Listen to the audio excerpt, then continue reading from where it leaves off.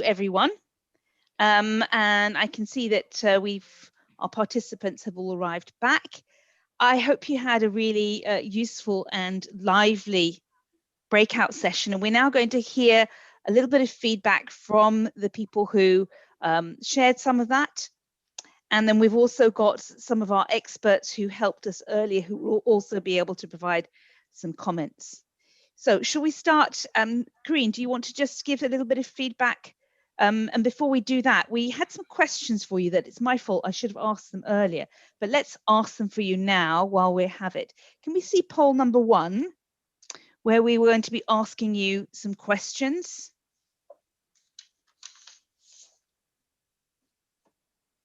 I thought you were going to ask me questions. Yeah, I will, but we do need to choose. We had some polls at the beginning that we were going to ask. So let me ask the colleagues who is going to launch a poll.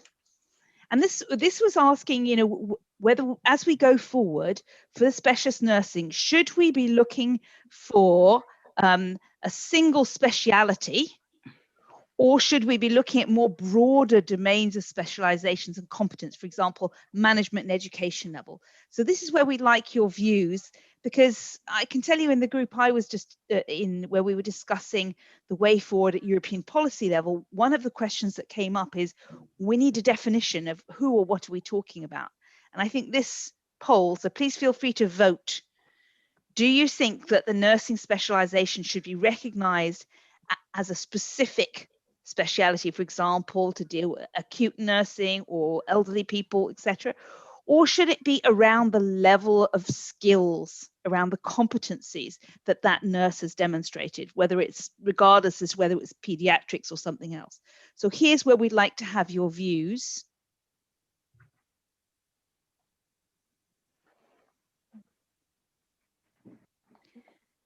And if we leave that open for another few seconds.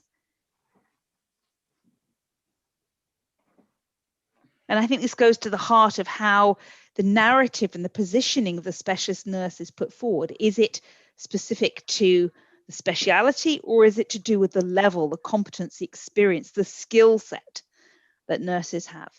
So let's close that poll. Is it possible to change? No. I want to change my choice. I think if you've already submitted it, it would be hard to see, but let's see how, if it would make a big change to the results. Here's the results, and actually it's relatively, you know, it's quite strongly that there's a view that we should be going towards the domain of specialization and competence around a set of skills rather than a specific setting of patients like elderly care or acute management.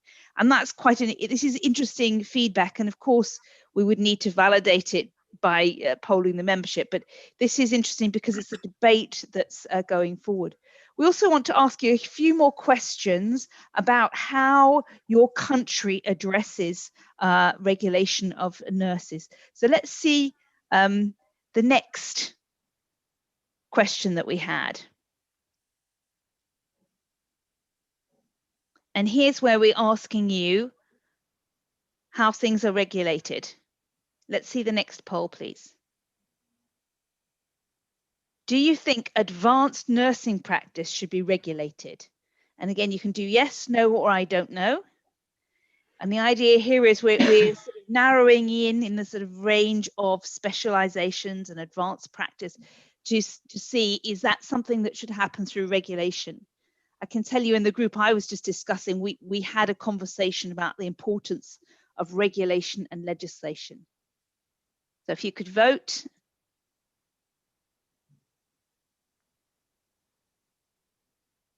And now let's see the results of the poll. Well, I think that's fairly overwhelming that almost 95% have said yes, we need to regulate it. And this, I think, comes down to the issue about definitions, and you can't advance the position or status of a concept unless it's clearly defined, unless it's regulated and everyone knows what they're talking about.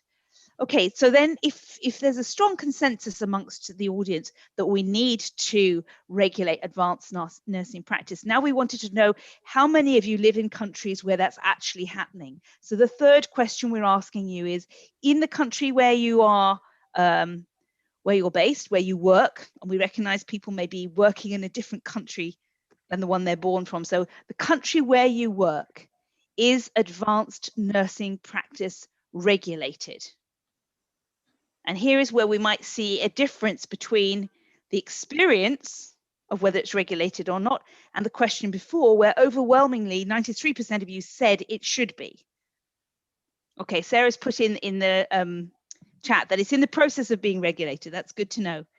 So we recognize this isn't a precise survey, but we just wanted to get a sense of where the audience is. And let's see the results of what people have said. So here there's quite a big difference. Overwhelmingly 93% said it should be regulated, but just over half have said that it isn't regulated in the country where you work, and 10% said they didn't know. So here, this I think gives us some clear advocacy goals for ESNO to be working on. I'm sure, and we'll hear from Adriano in a minute, I'm sure this is not a surprise that there is a gap between the need to clarify, regulate, and create a position, recognized position, and the reality on the ground. So those were our polls. Let me invite Corinne and Bert to give a very brief, 1-2 minutes of what happened in your separate workshops. Corinne, go ahead. Okay. So yes, we had a few interactions and it was really good. At least I was trying to get people to get more involved. We had a doctor coming from the field of dermatology that is campaigning for specialist nurses in the field, that gave our views and opinions. And I think one thing that keeps in mind, and that's what I've tried to do in my career, is not to compete with doctors, but to work with them. And this is where the gist of our even session comes from, the autonomy and the balance between autonomy and dependence. We've had various things. Obviously, we had people from Italy, Spain, and Portugal that are very similar to Malta, and even politically, and how their leaders are in a way appointed, and the lack of maybe voice that some specialist nurses have, not specialist nurses, nurses in general. So I think the gist of it is that we also had Charlotte and Walter helping us out and sort of trying to find a way. Should we go to the European Parliament? Shall we go to WHO and ICN and the nursing campaign as allies and to get involved with them? And I promised them that ESNO will be involving them, hopefully in summer, for us to work together on some sort of position statement. And we see a plan of starting our own campaign in a way. So I think that's the gist of it. Thank you. Great, thank you. Bert, what would you like to share from your workshop? Yeah, so our theme was destination or next destination, bilateral, regional, or European-wide. So we discussed about cross-border recognition of nurses. We actually had Rita Forder. Rita is Irish but works in London. So a perfect example of someone who has moved from one country to the other country. And I think she was representing the Federation of European Nurses in Diabetes. And FAND has this magnificent program wherein diabetes nurses from different countries are financially supported if they enroll in that program with regard to their education, to follow different parts of the programs from different universities across Europe. So this is an example of an existing program. And I was asking Rita, as well as Alessandro Stivano from Italy and others who joined the discussion, if perhaps ESNO, if it's going to be relevant for ESNO to make an inventory or perhaps even a review of a similar type of programs that we can actually learn from these initiatives, towards thinking about what Walter was presenting, a European framework. If that would be something, think big, act small, work from already existing programs towards something which is, bigger, more international, more European. And actually, people gave already a couple of examples. Rita also challenged us to do blue sky thinking. Yes, define minimal set of standards, but leave it open and see where that gets us. And I think that was also what Alessandro said when thinking about some of the experience in Italy. It's important to also work towards protection of title for specialist nurses. And to get a better understanding of also the dynamics of regulatory bodies. If we understand how regulatory bodies work and what they need, then we could already, take that into account and not make any initiative towards a European training framework something which is going to be too big or too hard for us to work on. So I think I'm sure I didn't cover it all, but these were at least some of the points I took back from the discussion. Thank you very much. And I was in the first theme where we were looking at how to push the European political agenda. Where are our friends? Where are our foes, our enemies? We had some conversation about the role of leadership and that nurses associations often lack the people with the language skills to work internationally and to operate in this advocacy sphere. Often they lack the confidence or the clarity about what their political goals should be. We talked about different options, and we had examples of toolkits that are going to be shared later by email. And there was an invitation for anyone who wants support in taking on more leadership role and anyone who wants to offer support. So that was just the first elements of seeing where we go from this. And there was an understanding that there is this window of time. Post-pandemic, there will be decisions about reorganizing healthcare because the catastrophes that health policymakers found themselves with, they will want to fix and not have that weakness again. And one of the areas, if in the beginning of the pandemic, the concerns were we don't have enough hospital beds and respirators, very soon it became quickly, we don't have qualified staff. And the qualified staff they were talking about was not doctors, it was nurses. So there is this, and that there is that some of the work that nurses do is extremely specialized. And you can't just grab someone from another ward and put them in that. So there is an open window there to go in and talk about, okay, this is what nurse specialists do.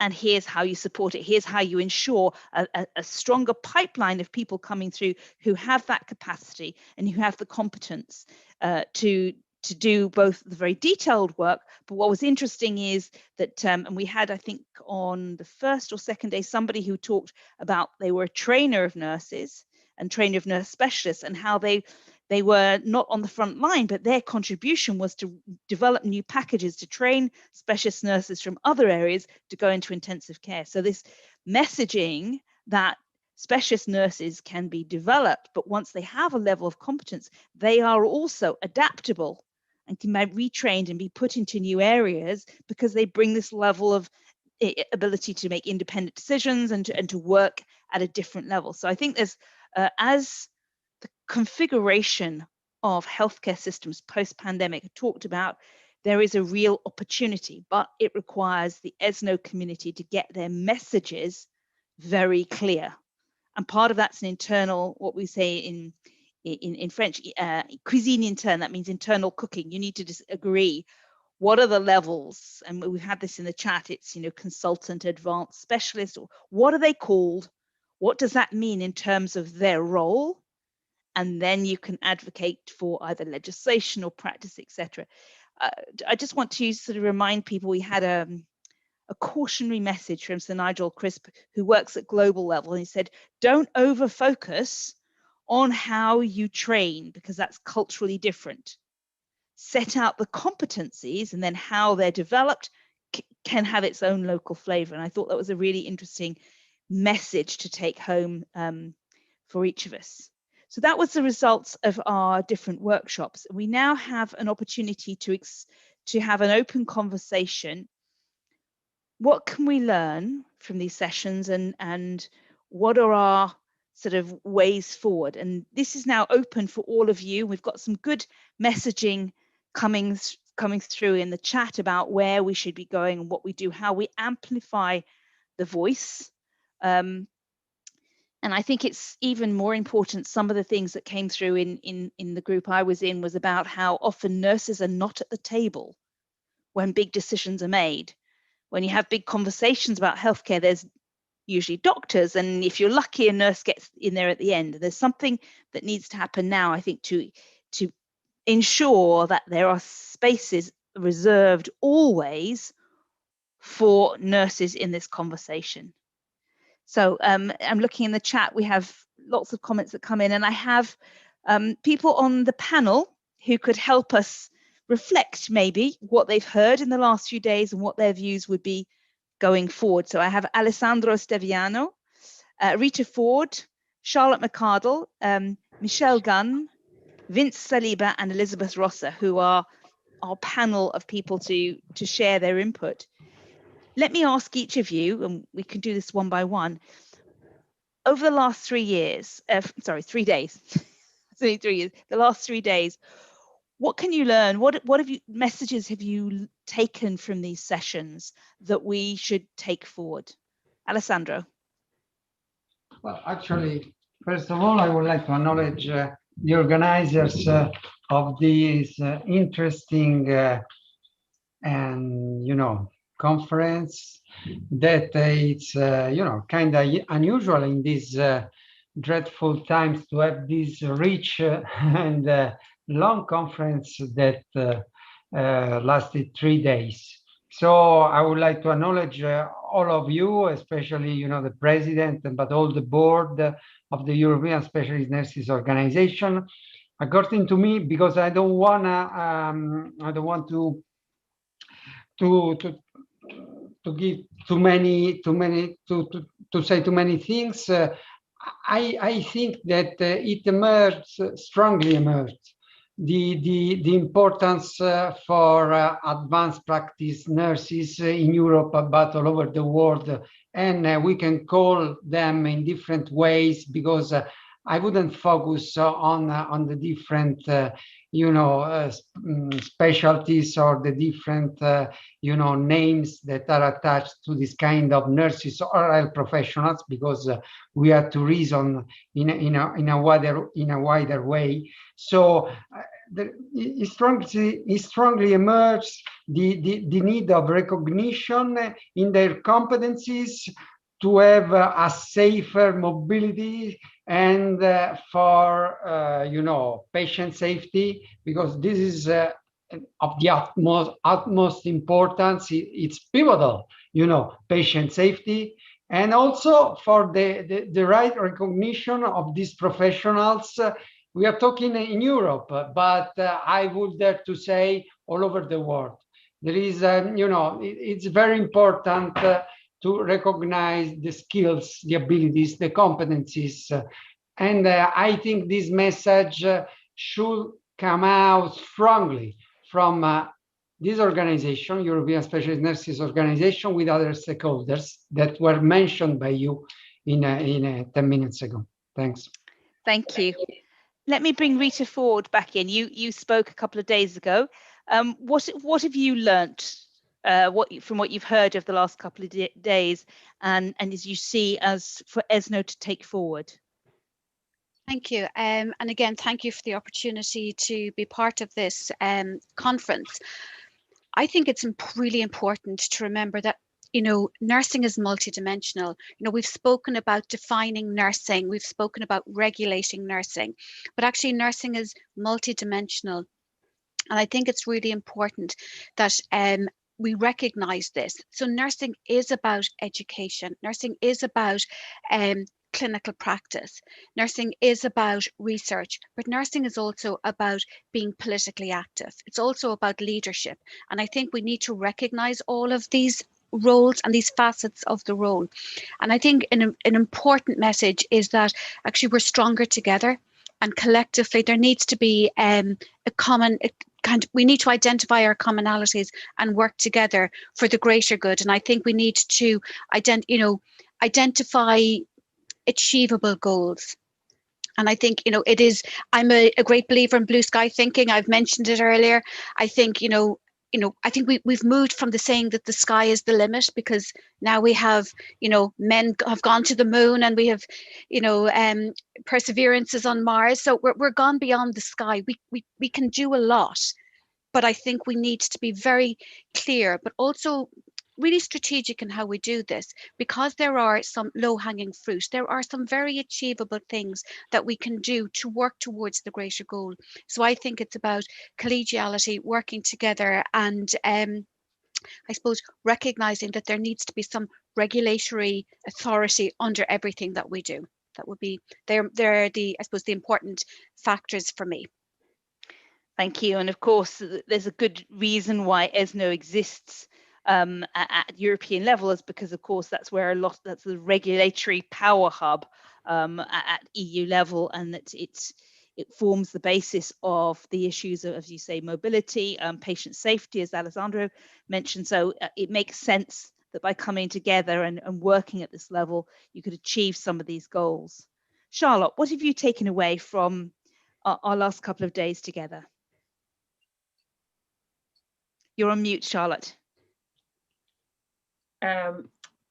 Hi everyone, and thank you for the opportunity to participate in the conference, and particularly in this session, in trying to bring this together. So what I heard over the last few days was a deep sense of frustration, actually, and the need for recognition of the specialist nurse's role, which I think has been around for a very long time, and we don't seem to be moving it on.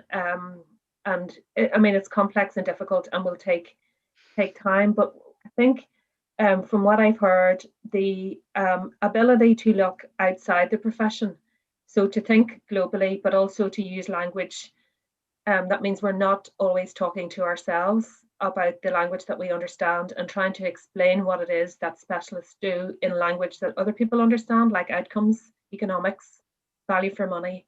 And there's a really strong argument actually for specialist nurses in that language. So I think that we have to be strategic in that conversation. And I mean, we had a fair bit of discussion about the EU Commission and where their interests lie with this work, and it would seem that it's around mobility. But I actually think that's a really good hook. And if working with them on their agenda helps to nudge this on a bit more, and raise the profile, and maybe engender some interest from quarters that hadn't previously been interested, I think that would be a really important first step. But I think we have to think globally, but act within our countries. So whatever we do in terms of a framework or at EU level should reflect countries' ability to modify that. And yesterday, actually, Elizabeth Iro spoke to a group of our young nurses, and she said to use the power that we have to make change. And in some ways, I heard a sense of powerlessness over the last few days. And I think we just have to realize that we actually do have power, and the power comes from the collegiality, the collaboration, and working together, and recognizing that we are much stronger together. And actually the things that we are struggling with in country, in Europe, are the things that everybody around the world is struggling with. And we need to tap into some of those strategic organizations that can partner in this conversation. Thank you, Charlotte. And I don't know how many you are EU nerds and spend time looking at different websites, but I can tell you 2 3 days ago, the Joint Research Centre of the European Commission, which is the bit that does the kind of long-term foresight, published a report on health and long-term care workforce, and it mapped out, what needs to be done. And they were looking at the demographic situation in Europe, and where is the current workforce coming from, where might it come from, and they were talking about migration and mobility. So there's this big new report, 150 pages, so I haven't digested all of it, but I had a quick look through. I'm happy to put the link in the chat if you haven't seen it. But the OECD has also put out a big report for the OECD countries, so that's Europe and the US, Australia, Canada countries. They've put out a report just over a year ago on health workforce. So you're right, Charlotte. I think many policy approaches are looking at the very big picture, saying we are short healthcare workers, and that's pharmacists, nurses, and doctors primarily. How do we fill them? And where do they need to, how would they move when there's capacity issues? So the approach to many of the conversations, as you say, is about mobility, whether it's mobility within the EU or from outside the EU to the EU to fulfill empty posts. So that's a conversation that's happening. So you can hook into it and have and participate in it. So thank you for raising that. Charlotte, let me now move to Michelle, who is bravely staying up, and I have no idea what time it is for you, but probably very late, but thank you. It's just coming up to 1 a.m. and oh my goodness. As I said, I was going to say, and I tend to be an early riser, so I might be a little blurry-eyed. I really have to reinforce what Charlotte just said just then. I was just thinking tick, tick, tick, tick, tick. The words that were coming into my mind was return on investment. That's what people are asking me about as we're because there is investment being put into nursing and people are wanting to know what they're getting back. So probably in my mind, there's a lot of work around how we can actually demonstrate that return on investment, because what we think when we do evaluations often isn't accepted. And it's learning more about the language of the economists so that I can actually speak their language when I go back to them. So I've been actually having some recent meetings with them to learn more about their language. I'm probably not very far down the road, but I think that's really important to know, well, what would I have to give you back for you to actually be impressed with this, or what would it look like? Okay, thank you. That's very useful. And we have equivalent organizations in Europe, and I'm thinking, I think in Karolinska in Sweden that does a lot of work on, there's an Institute for Health Economics that evaluates return on investment for different care options, etc. So I think there are organizations with whom you need to have a conversation to understand how what goes into the black box they use to calculate a return on investment and good value for money. If there's one thing that European health systems care about, it is, the value of different interventions, and they're quite good at coming up with equations that allows them to assess new medicines and new technologies. But perhaps we need to have some of that conversation about how to assess the return on investment in supporting advanced nurse training. Thank you. Vincent, what have you learned over the last few days? Yeah, we have seen globally, especially this COVID, has shown that nurses, our profession, was one of the main frontliners. And from this congress, I have also learned that many of the specialist nurses, they were leading their areas also, even in different areas, especially in the critical areas where we had patients critically ill, and therefore we had to adapt to these new circumstances. And from one of the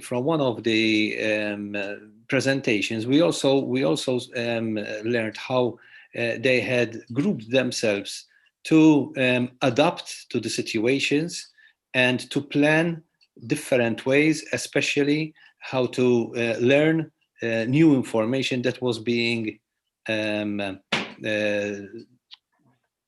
they were getting from the media and from the medical fora. So my thinking is, if we are one of the main stakeholders as a frontliners, so why shouldn't we be frontliners in the political arena too? Why shouldn't we start pushing our agendas too? If they are cooperating with us in the clinical area, they should be cooperating with us in the political arena. So I think this is my message, which I would like to pass.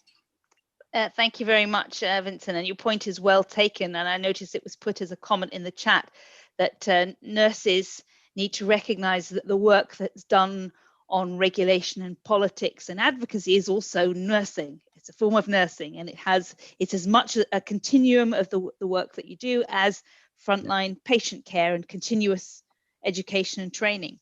I think there's something we might pick up on, which is nurses as innovators, because what COVID showed us was that our health workforce had to, be very resilient in terms of their learning and adapting and changing and doing things very differently, even in critical care circumstances where you have to have strict procedures. They had to innovate new ways of doing this, and positioning the nurses within that wave of innovation would be an interesting political positioning. I'm going to come to the last member of our panel, that's Elizabeth, to invite her to reflect on what she's heard and learned over the last 3 days. But I actually would also like the audience to do this in chat. What have you taken away from the last 3 days? What was the highlight? Was there a fact you heard that was interesting or surprising? Was there a speech or a presentation that moved you or inspired you? Is there something that made you go away and think, I didn't know that? Or I'd like to do more of that? Put it in the chat so we get a sense of how you experienced the last 3 days. Because as somebody, I do a lot of work in communications, and the message I give to people is the impact of your communications is how it's experienced by the audience, not what you wanted to say or how you said it, but how it was experienced by the audience. So here is where we want to know what you experienced over the last 3 days. What was the highlight? What was the learning point? What was the aha moment? Was there any moment of magic? Was there a moment where you really felt connected or felt inspired to do something? So put that in the chat. Elizabeth, what have you taken from the last 3 days? Oh, thank you. Well, I have been here for the last 3 days, and I have to say, I've really sensed the energy in the room that actually now is the time for change. And you wouldn't be surprised to learn that leadership is what I've focused on.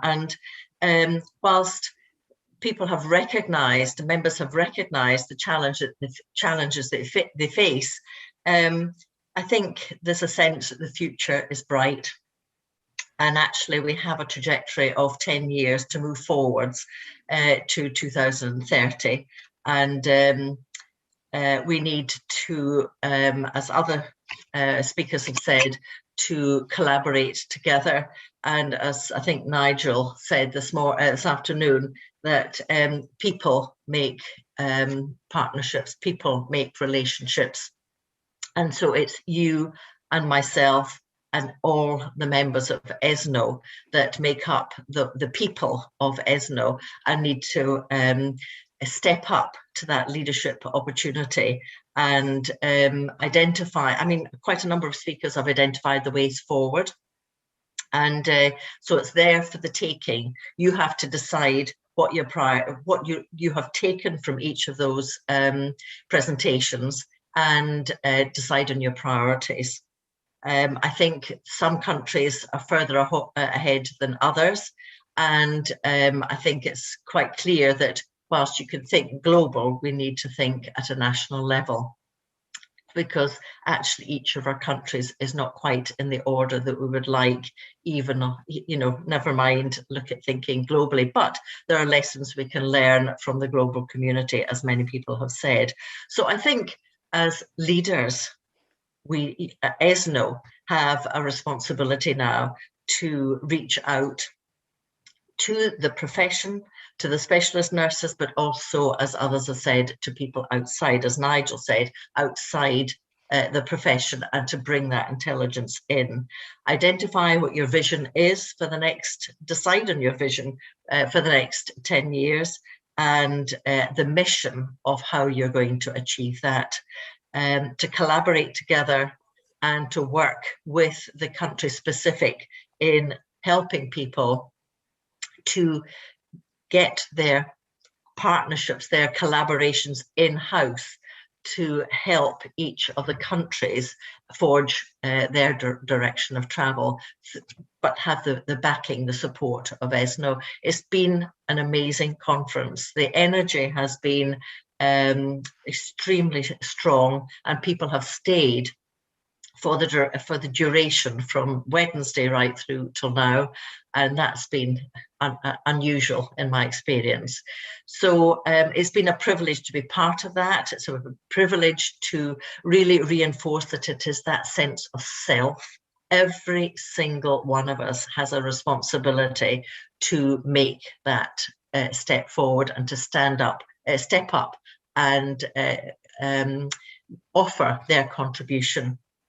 And as you have said, Tamsin, in our session this afternoon, there are mentors that can be harnessed. There are mentees that need to be supported, need to be coached, but also we can look at small communities where we can actually support each other. So we're not working in a vacuum. So thank you for the privilege of being here, and good luck to you in the future. Thank you very much, Elizabeth. And as you said, perhaps, you know, one of the areas that we need to be very clear is, you know, the vision and the mission. And in this window of time, a lot of the conversation we've had has been about regulation and the recognition and the status of nurse specialists. And maybe one of the things that we could explore, ESNO could be thinking about is, you know, saying in the next, you know, 4 years or 5 years, the number of countries that recognize specialist nurses should increase by X%, or we want to get it from this number to that number, to have something very clear. And, you know, and so that would be very concrete, but then you'd also have some other issues like the conversation about meeting future health workforce needs shouldn't just be about the data that, for example, Eurostat, which is the statistical agency for the EU, it counts the number of pharmacists per capita of the EU, per doctor per capita, and per nurse and per hospital bed. What about if we started to say, well, one of the things you should be counting is the number of nurse specialists? So again, I think there are lots of different ways that you can make your issue more visible in the operational work of the European Union. And these big conversations about how we fulfill our healthcare needs is one where I think the specialist nurses have something really valuable to say. And Michelle said we need to have the language of the economists. What's the return on investment?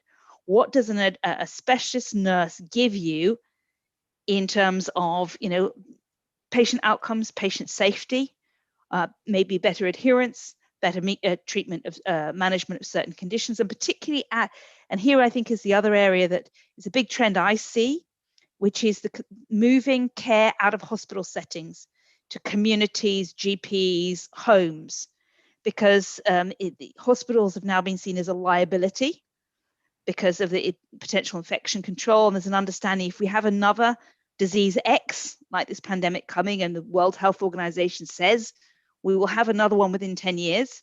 So there's this, the shift to be able to provide continuity of care. Where does that leave the specialist nurses? You have community-based nurses, you have, but for the things that are currently delivered in healthcare settings, like chemotherapy, post-transplant care and others, you know, how do you position the advanced and the specialist nurses in that conversation is something else I think you should reflect on as an organization. We've got just a few minutes left in this session before we come to a close. Does anyone from the audience want to share something? We've got lots of things in the chat agreeing about this conversation about we need to map what's happening in different countries, where specialist nurses are regulated, what's included in it, you know, so that we have data across the EU level. The EU loves to fill a vacuum where there isn't enough data, or where they see that there are differences between countries. That's where they see the added value in them stepping in. So there are parts of the Commission that have responsibility. DG Education and Culture has responsibility for the EU skills agenda, and that is about preparing the European workforce for the challenges of the future. And I would say specialist nursing is a good example of where there is a need, there's a shortage of skills, and where we could move forward. So I think there's lots of things that you could do, and ESNO will have a will have a big political agenda to work through. Any last comments from the audience before I hand over to Bert and Corinne to assess how far we got at the end of our Congress in relation to the original objectives they set out 3 days ago? This is your open mic moment, anyone?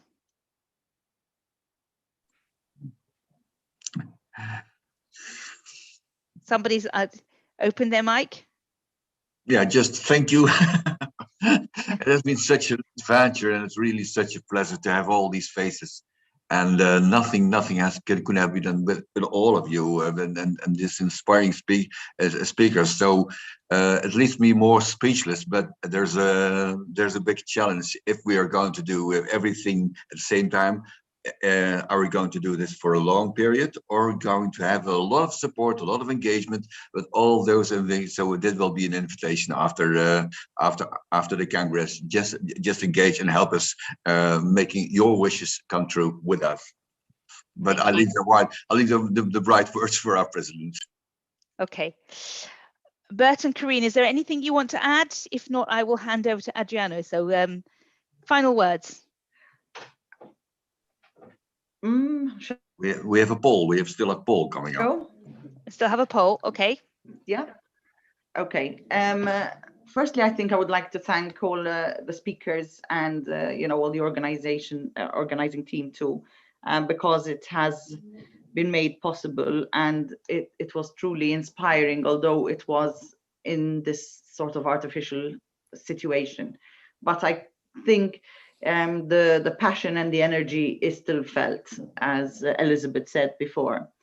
I think, from some chats, we could see that there aren't easy answers. And I started off with saying this on Wednesday, and I think we know there are no easy answers, but we need to be positive and we need to start. And I think the direction from a lot of people is, let's start mapping, let's start seeing, let's start collecting data ourselves. ESNO, let's do it, and let's go out there and talk about it, because that's the only way we're going to have at least see the end of the tunnel, because we know there are differences, but let's actually do something about it. That's, I think, my message. Thank you. Okay, Bert. Definitely, I completely agree with Corinne. Also, a big a word of thanks from me to all of the speakers and everyone who so actively participated during these 3 days. I do think we have to come prepared, and there are so many lessons already, which we have heard over the last 3 days, and I'm pretty sure that there are even more lessons. So a mapping of these lessons, I suppose, is definitely something we should consider, or should actually do. A lot has been said also about the future. Perhaps my final words is a quote of a quote by Anonymous, who says, "My interest is in the future because I'm going to spend the rest of my life there." True, absolutely true. So thank you, Bert. Thank you, Corinne. It's been a real privilege to see how this Congress has developed over the last few days. Thank you, Tamsin, too. You've been great. My pleasure. We're about to hand over to Adriano for our final words, but before we do, it would be lovely to take a photo where we can see everyone's faces on screen. So would you mind putting on your cameras, and we'll do a gallery view, and then we'll have everyone's lovely photos together as a memory of this time we spent together. So if you could please put your cameras on, and someone from the Secretariat needs to tell me how you're going to go ahead and take the pictures. I will do it. You'll do it. Okay, excellent. So we need everyone's cameras on. So cameras on, and then look at the webcam. Don't look at the screen. But still we are waiting. I don't know if there is, Andrea, can you? Yes, and also the team. I mean, not only participants. Please. It seems that there is people shy that, or they are not in front of the computer. Yeah, but there are 3 pages. There are 3 pages. Yes, yes, Okay.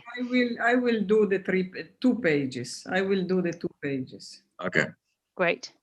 So shall we? Smile, because my smile is going.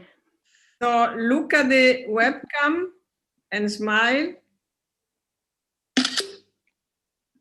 One is done, but not all the people had the camera activated. Now I go to the second page, look at the webcam and smile.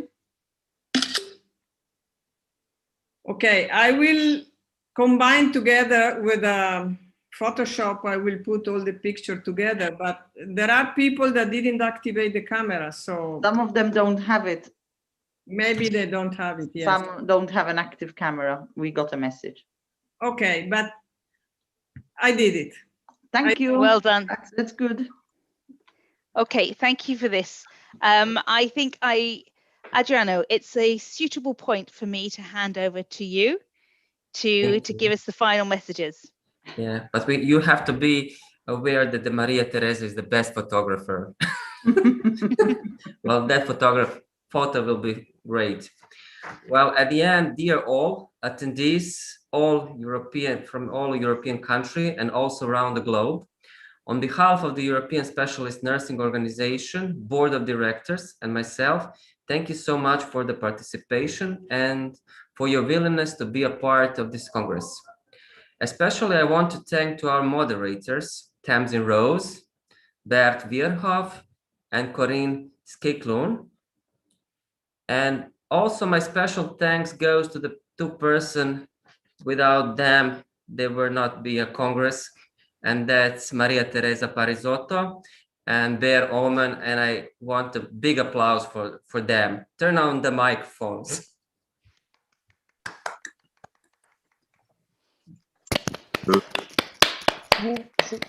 Well, thank you all.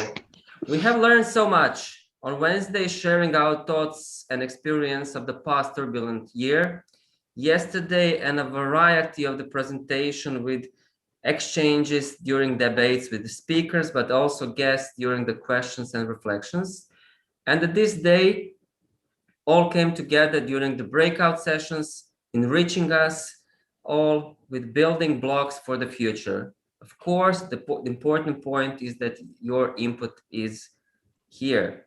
There is again more to do and creating new opportunities to seek recognition for our work, to safeguard the future of our work and contribute to European healthcare.